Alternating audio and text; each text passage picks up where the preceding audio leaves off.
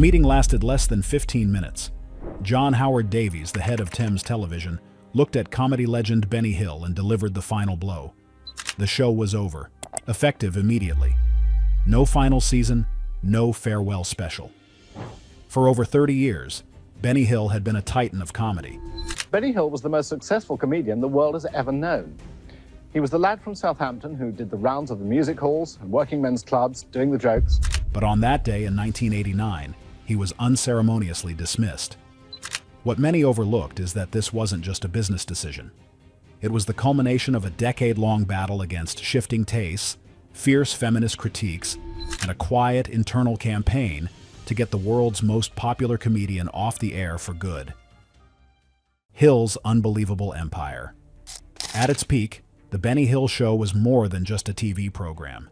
It was a global obsession. You see, while many remember it as a quirky British comedy, the most shocking fact is its sheer scale. In the late 1970s, the show pulled in over 21 million viewers in the UK alone. That's nearly half the country tuning in. But what many overlooked is that its true power lay in its international appeal. The show was broadcast in over 100 countries, from Spain to China. Because its humor was mostly visual, relying on slapstick and mime, it needed very few subtitles, breaking down language barriers in a way no show had before. This made Benny Hill one of the most recognizable faces on the planet. The show first hit the airwaves on January 15, 1955 on the BBC. Its creator, Alfred Hawthorne Hill, who took the stage name Benny in honor of his favorite comedian Jack Benny, was a former milkman and drummer with a natural gift for making people laugh. The early format was a mix of sketches, musical numbers, and monologues. But the thing nobody tells you is how meticulously Hill controlled every aspect of his show. He wrote or co-wrote every script, composed comedic songs, and directed many of the segments himself. This wasn't just a job for him, it was his entire world. When the show moved to Thames Television in 1969, it entered its golden age. This is when the most iconic elements were introduced. The most famous, of course, was the closing chase scene, always set to the ridiculously catchy tune, Yakety Sax. This fast-motion sequence, usually featuring Hill being pursued by a group of scantily clad women known as Hill's Angels, became the show's unmistakable trademark. What's wild is that the tune was an American country song from 1963, but Hill turned it into a universal anthem for chaotic fun. And you can see this everywhere. Even today, Yakety Sax is shorthand for any comical chase. Benny Hill was a master of parody. He could flawlessly impersonate huge stars like Marlon Brando and Michael Caine, and he created hilarious spoofs of popular TV shows and movies.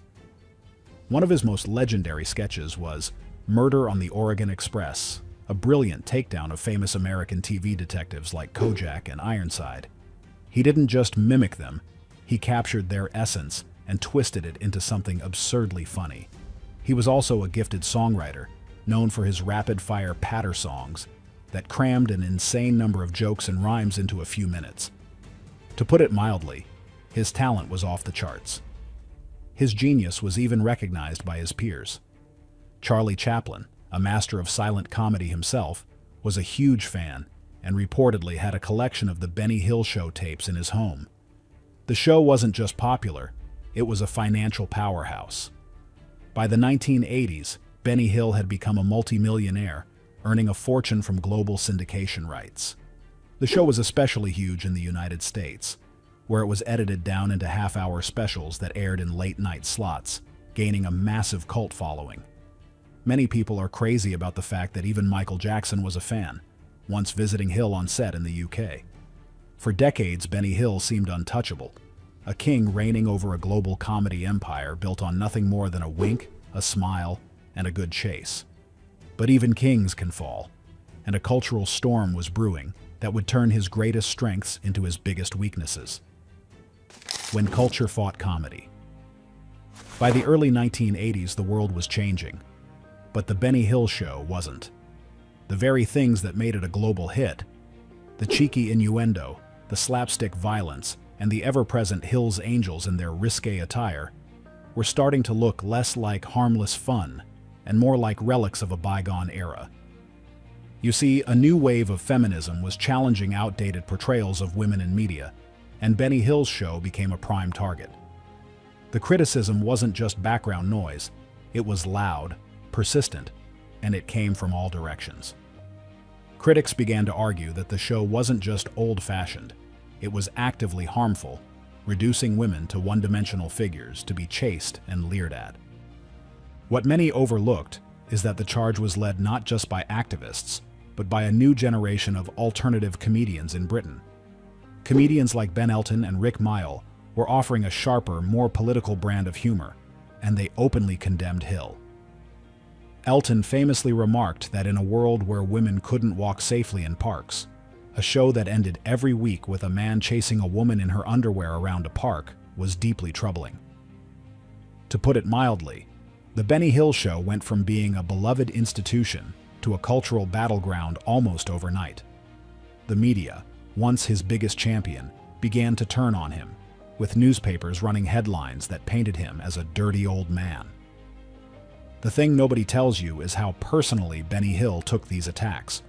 He was a deeply private and sensitive man, and by all accounts, he was genuinely bewildered by the accusations. In his mind, the joke was always on the men. The male characters in his sketches, often played by Hill himself, were the lecherous, foolish ones who always ended up with a slap in the face or a bucket of water on their head. The women, he argued, always came out on top, witty and in control. He insisted he was a clown, not a villain, but his defense fell on increasingly deaf ears.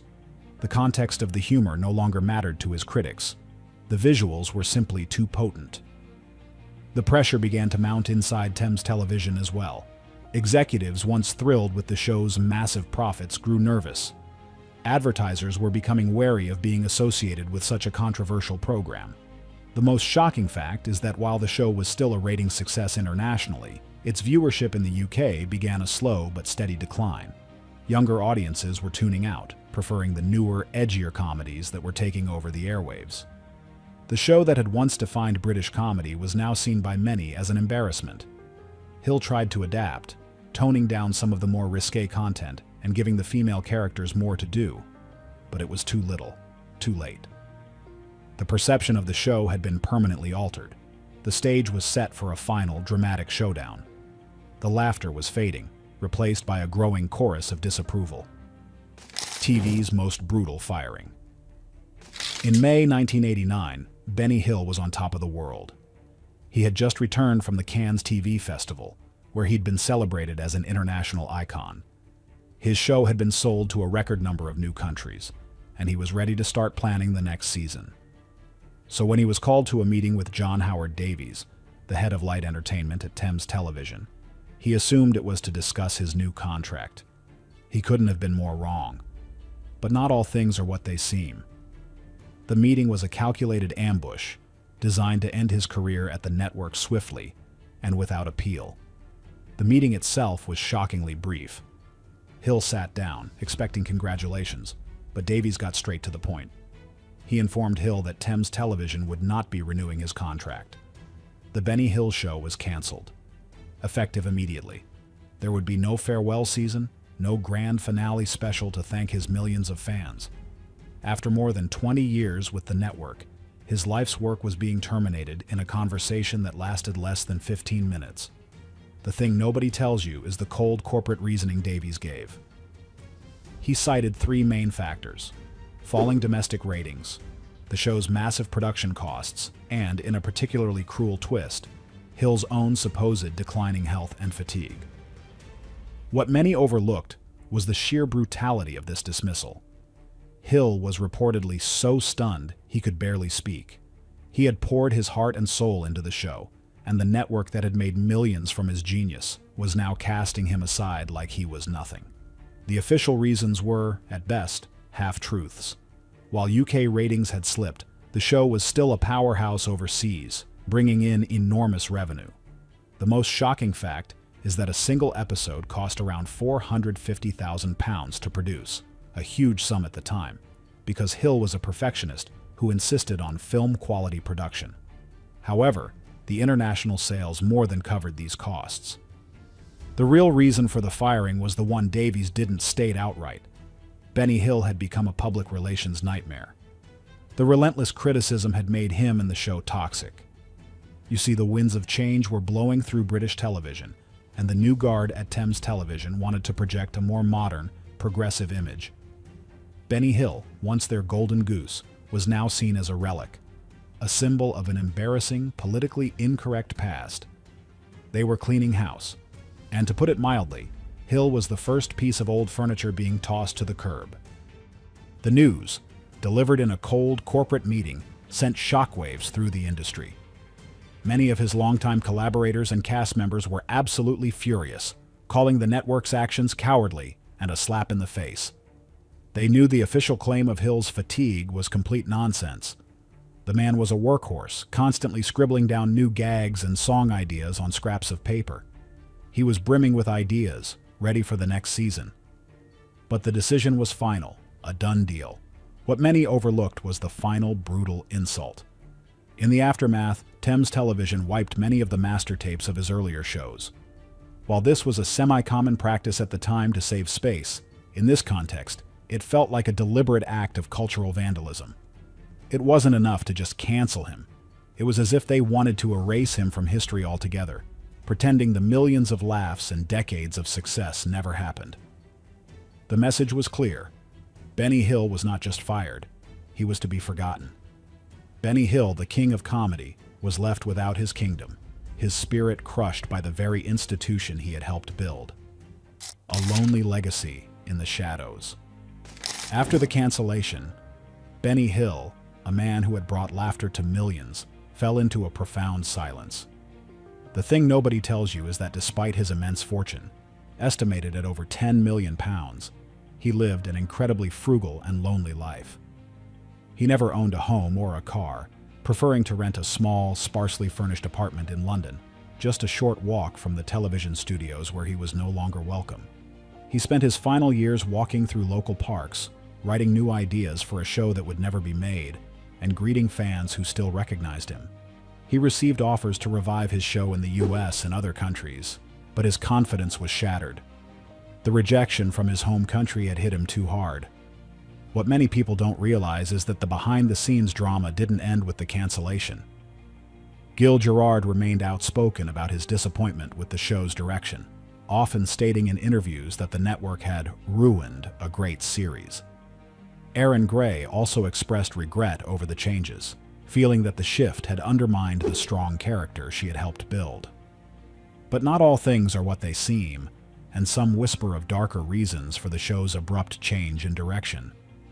One of the more persistent theories suggests that the shift wasn't just a creative misstep, but a deliberate act of sabotage from within. The thing nobody tells you is that by the second season, Buck Rogers was an expensive show to produce. The theory goes that certain network executives, worried about the soaring costs, pushed for a cheaper, more contained format. By moving the action onto a single starship, the Searcher, they could reuse sets and limit the need for costly new planets and alien civilizations each week. The creative overhaul in this view was less about appealing to a new audience and more about slashing the budget, even if it meant alienating the existing one. Another, even wilder theory points to a clash of egos. What many overlooked is that Glenn A. Larson was a powerhouse producer in the late 70s and early 80s, with hits like Battlestar Galactica and Knight Rider. Some insiders have speculated that as Buck Rogers grew in popularity, conflicts arose between Larson's vision and the network's demands. Was the disastrous second season a result of the network trying to assert control, intentionally steering the show into a creative dead end to prove who was really in charge? It's a shocking thought, but in the high-stakes world of television, stranger things have happened. His show is gone, but the debate rages on. Was Benny Hill a comedy legend or a relic of a less enlightened time? Let us know in the comments, and don't forget to like and subscribe.